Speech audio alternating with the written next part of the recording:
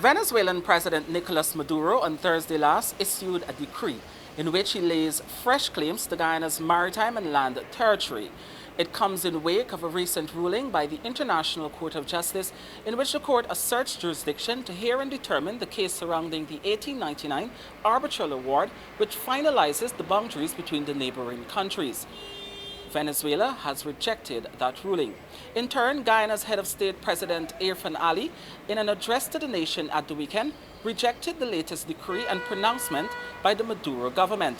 He calls it a legal nullity. No state can unilaterally determine its international boundaries, whether they are land boundaries or maritime boundaries.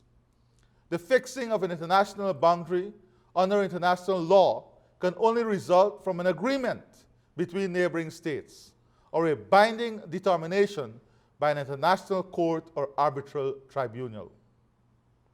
Therefore, this attempt by Venezuela to unilaterally fix both its land and maritime boundaries with Guyana is a legal nullity, which cannot and will not be respected by any other state in the world, including Guyana.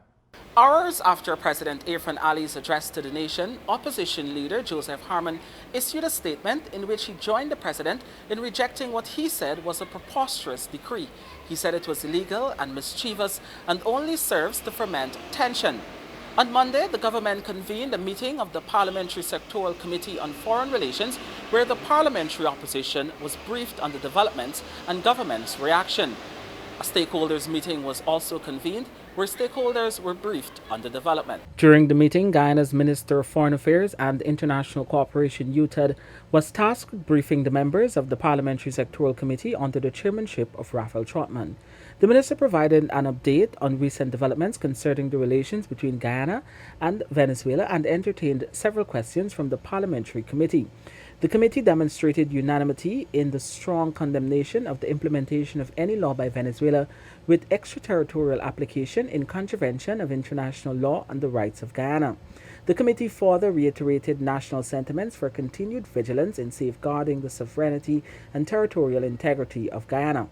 Also, Todd met with the Charge d'Affaires of the Venezuelan Embassy in Georgetown, Moses Chavez, to register the strong objection of the government of Guyana over events that are developing in Caracas related to the attempts by the Venezuelan to assume jurisdiction over maritime and submaritime areas solely based on unilateral action without due regard for international law and the rights of Guyana.